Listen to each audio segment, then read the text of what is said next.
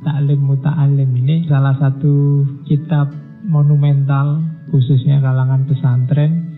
Hampir semua pesantren mengkaji ini. Karena memang tidak sangat banyak kitab-kitab yang secara sederhana mengajarkan etika belajar, etika mencari ilmu. Ya ada sih kitab-kitab hadis, misalnya Bukhari itu ada sekian banyak bab yang ngomong tentang ilmu. Di Muslim juga begitu. Cuma kan modelnya koleksi hadis, jadi perlu penjelasan yang lebih panjang. Nah, Ta'lim Muta'alim ini kita ringkes.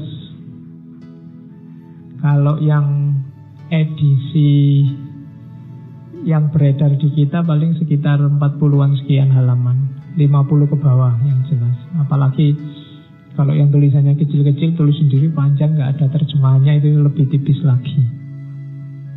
Kalau di Indonesia yang banyak beredar antara lain kitab yang disyarahi oleh Syekh Ibrahim bin Ismail yang dari era Turki Utsmani, yang itu sarahnya Ta'lim itu jadi persembahan pada Sultan zaman itu, Sultan Murad. Tapi yang ngarang ya Syekh Burhanuddin Al-Zarnuji. Ini ulama yang agak susah ditelusuri biografi intelektualnya. Satu-satunya kitab yang sampai pada kita hanya Ta'lim ini. Ada yang bilang bahwa yo ini satu-satunya kitabnya. Cuma ada yang bilang ya enggak. Ada banyak kitabnya yang enggak sampai ke kita, karena beliau ini hidupnya di era Abbasiyah, era-era akhir, ketika Abbasiyah mau runtuh. Dan sebagaimana kita tahu, runtuhnya Abbasiyah itu kan bencana intelektual yang luar biasa, karena banyak sekali karya-karya ulama kita dihabisi. Bahkan saat itu kabarnya sungai-sungai tidak cuma memerah tapi juga menghitam karena tintanya kitab-kitab. Jadi itu bencana besar sebenarnya. Meskipun sekarang warisan turos kita luar biasa, kitab kuning itu masih ribuan jumlahnya, tapi mungkin yang hancur bisa 2-3 kali lipatnya itu.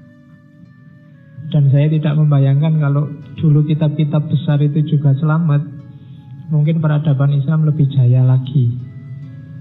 Tapi ya juga tergantung mental kita. Meskipun diwarisi sedikit, mentalnya membilih ya podo wae. Tiwas kamu koleksi di laptop, kamu koleksi di HP, tapi tidak pernah dibuka. Ya, mahasiswa hari ini kan itu, mahasiswa saya itu banyak yang sibuk nginstal kitab-kitab, download kitab-kitab, koleksinya banyak. Cuma ya kalau bikin makalah ya tetap Google kitabnya. Makanya dewanya sekarang Google. Oke. Nah itu ya agak susah memang mencapai level intelektual ke zaman itu. Kuncinya yang pertama mental. Mental itu etos, etika. Antara lain yang malam ini akan kita lihat sebentar. Ada moralitas apa sih yang jadi etosnya para ulama zaman dahulu sehingga dunia intelektual Islam luar biasa zaman itu. Dan di kita sebenarnya tidak terlalu banyak yang mengurusi hal ini. Semuanya fokus nambah ilmu biar pinter, biar cerdas. Apalagi hari ini lebih pragmatis lagi, biar dapat kerjaan. Kalian kan itu, kuliah itu kan yang pertama mau lihat besok habis kuliah mau apa, kerja di mana, kan pertanyaan pertamanya itu. Jarang yang tanya, ini kuliah apa, materinya apa, saya harus menguasai apa. Pokoknya kuliah itu dianggap yang penting absen. Kalau pengen nilai bagus ya duduk paling depan, ben dosennya kenal, terus mesti lulus. Dan dosennya juga begitu, yang penting masuk, absen, selesai. Mahasiswa yang kenal ya dikasih nilai bagus, yang tidak kenal ya dibayangkan kira-kira kayak apa anaknya, terus nilainya. Lawang baca lembar jawabanmu ndak bisa tulisanmu jelek. Bayangkan aja kira-kira cah iki apik apa orang. Itu oh ya, dan itu siklus, jadi agak susah hari ini nyari etos-etos intelektual kayak dulu. Oke, banyak orang yang sebenarnya baru mau meletik. Saya lihat ada 1-2 mahasiswa yang anak ini bagus, tapi dia nggak tahan, pingin cepet terkenal, pingin cepet dipuji orang, pingin cepet dianggap jadi orang. Wow, itu bagi saya bencana sudah. Blunder, eman-eman. Dia punya bibit, punya kapasitas, punya bekal memadai. Tapi kalau keburu kepingin terkenal, kepingin dipuji orang, kepingin jadi orang besar sekarang kan itu, akhirnya banyak proses yang harusnya dia tempuh dia bypass. Karena terkenal itu kan sekarang gampang. Kamu agak kontroversi sedikit itu sudah, semua orang akan nge-like kamu, akan ngomentari postinganmu. Kalau kamu tertipu di situ, kamu tidak akan jalan selesai. Ya mungkin kamu lihat kitab-kitab ini kelihatan deso sekali. Apa pak, kitab zaman kayak gini masih ngaji taklim. Tetoknya kan gini, itu sudah kuno pak, masa lalu. Dan itu bagi saya blundernya di situ. Karena justru dari situ kita akan nanti dapat banyak. Mereka tidak, hari ini kan kita bingung luar biasa mau bangun karakter. Pendidikan karakter seperti apa ya, karena sejak lama kita lupakan itu. Coba prosesnya kita ikuti pelan-pelan seperti para ulama zaman dulu, termasuk mengkaji taklim ini. Mungkin kita tidak akan kebingungan seperti sekarang. Ada yang sudah sampai luar biasa, sampai profesor, tapi masih belum punya orientasi intelektual. Tulisannya mungkin banyak, tapi kontribusinya bagi kehidupan kecil. Setelah dia meninggal, tidak ada orang yang ingat dia, ingat namanya, tidak ada, kontribusinya kecil. Ulama-ulama dulu, Mbah Hasyim Asy'ari, Mbah Ahmad Dahlan, itu kan ya tulisannya mungkin tidak se-wow tulisan para profesor sekarang. Karyanya mungkin tidak sedahsyat para profesor hari ini, tapi kita mengenang mereka, kita kenal karya-karya mereka karena ada karakter di situ, ada etosnya di situ yang sampai hari ini memberikan kontribusi. Itu yang jarang kita temukan hari ini. Maka malam ini kita jelajahi kitab-kitab itu, meskipun tipis-tipis. Syukur-syukur teman-teman bisa membangun, mulai pelan-pelan membangun sendiri karakternya. Tidak usah nunggu motivator. Iya, jangan dibiasakan nunggu motivator. Yang harus kamu kejar adalah gimana caranya kamu bisa memotivasi dirimu sendiri. Karena kalau kamu tergantung sama motivator, hidupmu nanti berat. Kalau tidak ada yang motivasi, nggak ada yang ngasih motivator, kamu mandek. Maka mulai hari ini dibiasakan itu. Ya boleh orang ngasih motivasi, tapi dirimu sendiri latihlah tidak tergantung pada motivator. Maka jangan dianggap ngaji ini motivator. Ya, oke. Al-Zarnuji. Ya ini temanya memang tema etika ilmu, scientific attitude untuk para muta'alim. Taklim pada muta'alim. Muta'alim itu pembelajar. Dan jangan dibayangkan muta'alim itu hanya yang kuliah, hanya yang sekolah. Setiap orang itu pembelajar. Saya sering bilang kan, setiap tempat itu sekolah, setiap orang itu guru, setiap peristiwa itu pelajaran. Maka setiap detik hidup kita itu sebenarnya pengetahuan demi pengetahuan yang kita baca, kita serap. Nanti kalau kita organisasi, dia jadi ilmu. Jadi tidak ada orang yang tidak muta'alim, siapapun dia, kecuali orang yang tidak sadar. Ya, orang tidak sadar itu tidak ngerti hakikat hidupnya, tidak ngerti kedirian, kenyataan hidupnya. Jadi hakikat kita, ya kita itu manusia, dan manusia itu pasti muta'alim. Kalau ada manusia yang tidak muta'alim, hidupnya mandek, macet. Kamu sering menyebutnya orang-orang yang kurang piknik. Ya, piknik itu kan gak cuma tempat, tapi juga ilmu. Sekelilingmu ini kan isinya ilmu semua kalau kamu mau belajar. Tidak ada momen yang bukan ilmu. Semua momen itu ilmu. Maka pinter-pinterlah membaca, pinter-pinterlah menyerap pengetahuan. Oke, caranya, ayo kita belajar pelan-pelan, taklim, muta'alim.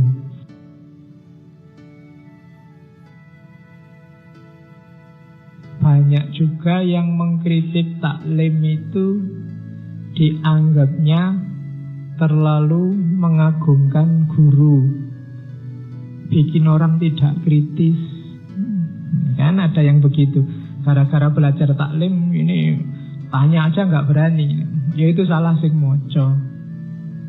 Karena taklim itu menyuruh kita takzim pada guru. Takdim bukan ta'abud, bukan menyembah guru, tapi takzim. Takzim itu menghargai guru. Karena ya mau tidak mau guru lah yang ngasih kita isyarat-isyarat keilmuan, yang membukakan pintu hidayah sehingga Allah meridhoi dan memberi pengetahuan pada kita. Ya wajib kita hormati. Tanya pada guru boleh, yang tidak boleh nanti mendebat guru, menyusahkan guru. Dan itu nanti beberapa oleh Al-Jarusi diterjemahkan sesuai konteks zaman itu. Nanti ada kalimat-kalimat yang kok sampai segitunya, loh memang zaman itu begitu. Hari ini mungkin bisa diadaptasi. Ya laki-laki memang konteks zamannya beda. Maka hari ini ya silahkan kalau ada yang mau, tulislah taklim muta'alim versi hari ini. Kalau zaman itu mungkin jangan duduk terlalu dekat sama ustadz. Nah, mungkin hari ini kamu tulislah jangan ngirim WA yang kayak gini pada ustadznya. Jangan ngirim, itu. Mungkin hari ini begitu. Ya salahmu sendiri kamu makan letterlek taklim muta'alim. Tidak kamu pahami sesuai konteks zamanmu. Tidak ada yang nyuruh mutlak 100% patuh pada gurunya. Yang ada takzim pada gurunya, menghargai. Karena ilmu itu berharga, ahli ilmu juga berharga. Termasuk dirimu sendiri yang mencari ilmu juga berharga. Sama-sama berharga, ya harus semuanya kita hargai. Bahkan dirimu sendiri harus juga kamu hargai. Oke, bismillah kita mulai belajar taklim muta'alim. Ya, bagian-bagian tertentu saya potong, yang mengulang, yang nanti ada bagian yang saya campur, tak bikin bab sendiri. Taklim muta'alim itu ada 13 bab. Babnya tidak terlalu panjang, ringkes-ringkes. Dari segi kalau bahasa filsafatnya, sekuennya, sistematika kajiannya lumayan runtut. Jadi ada di awal ada tujuan, ada sebabnya nulis kitab, terus tujuannya apa, terus baru ngomong definisinya ilmu itu apa, kewajiban nyari ilmu, kemudian keutamaan ilmu dan seterusnya. Baru ngomong etika sama etiketnya, akhlaknya sama adabnya yang terpencar-pencar. Terus baru ngomong faktor-faktor pendukungnya dengan bahasanya Al-Zarnuji sendiri. Jadi dari segi bahasanya enak, simple, tidak ruwet. Dan menurut saya bagi pelajar bahkan level-level awal, anak-anak SMP, SMA itu bisa menangkap apa maunya Al-Zarnuji karena tidak jelimet. Cuma kita malam ini menangkapnya pasti tidak harus sesederhana itu, karena pasti ada beberapa rahasia yang bisa kita tangkap agak dalam, tidak semata dari kalimatnya. Oke, ini alasannya Al-Zarnuji. Kenapa dia nulis taklim muta'alim? Katanya Al-Zarnuji, saat ku perhatikan para pencari ilmu, Al-Zarnuji ini guru, dia ahli pendidikan. Mayornya sebenarnya beliau ahli fikih, cuma fikih dari madhab Hanafi. Saat ku perhatikan para pencari ilmu, sebenarnya mereka telah bersungguh-sungguh dalam mencari ilmu. Tapi banyak dari mereka tidak mendapat manfaat dari ilmunya. yakni berupa pengalaman dari ilmu tersebut dan menyebarkannya. Kayak kita, mungkin koleksi pengetahuan kita banyak, ilmu kita sudah numpuk luar biasa. Kalau dibandingkan saudaramu, mungkin orang tuamu, insya Allah koleksi pengetahuanmu jauh lebih banyak, lebih berkualitas. Tapi kenapa kualitas hidupmu masih gitu-gitu saja? Tidak berubah-ubah. Katanya orang dapat ilmu itu derajatnya naik, pengalamannya semakin baik, hidupnya semakin baik, dia semakin mulia. Kok enggak nyampe sana, Pak? Saya ilmuku ya lumayan loh, Pak. Aku ngaji sudah sampai sesi berapa ngaji filsafat itu. Wis ngerti macam-macam saya. Tapi hidupku kok gini-gini aja, Pak. Enggak ngefek itu antara, enggak ada korelasi antara bertambahnya ilmu sama bertambahnya kualitas hidup. Kenapa bisa begitu? Itu dilihat juga oleh Al-Zarnuji. Jadi, kenapa bisa begitu? Hal itu terjadi karena cara mereka menuntut ilmu salah. Dan syarat-syaratnya mereka tinggalkan. Barang siapa salah jalan, tentu tersesat, tidak dapat mencapai tujuan. Jadi, caramu salah selama ini, katanya Al-Zarnuji. Keliru, jalan yang kamu tempuh keliru untuk dapat ilmu. Ya ilmunya mungkin dapat, tapi manfaatnya tidak kena. Kalau katanya orang pesantren, barokahnya tidak nyampe. Oleh karena itu, katanya Sanusi, ayolah sekarang kita sebentar ngomong, karena kitabnya tipis, kepada para pencari ilmu, caranya mencari ilmu menurut kitab-kitab yang saya baca dan nasihat para guru saya yang ahli ilmu dan hikmah.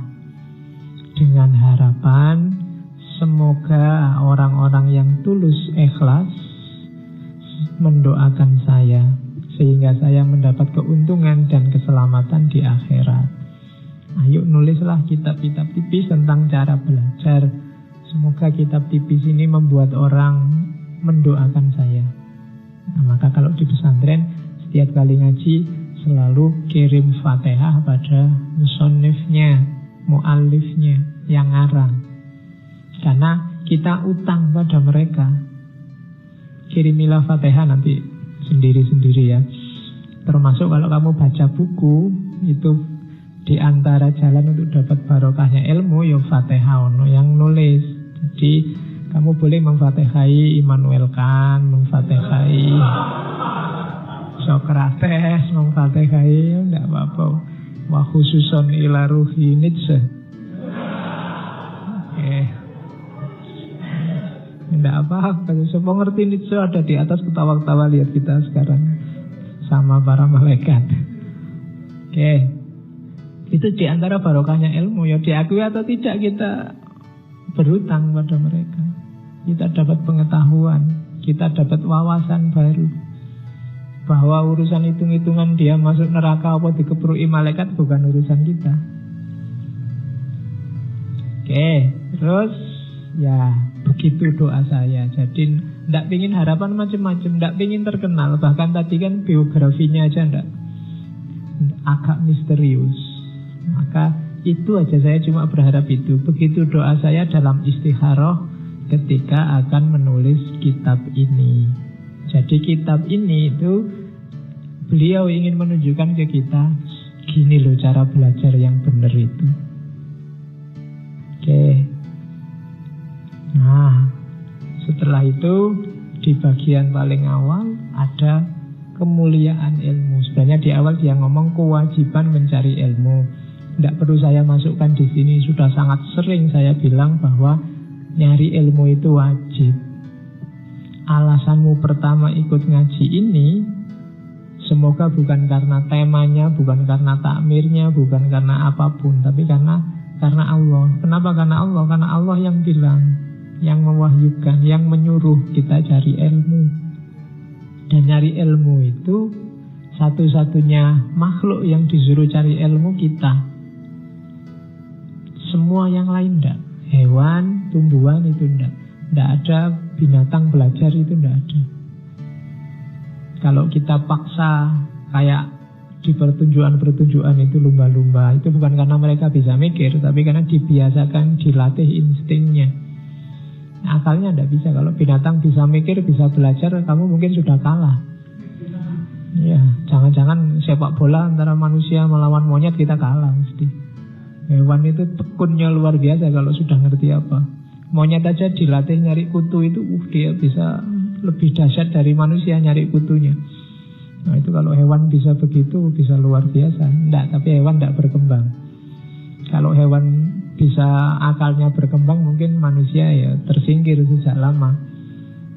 Mungkin enggak telanjang gitu semuanya pakai baju dengan gayanya masing-masing. Tapi kan enggak.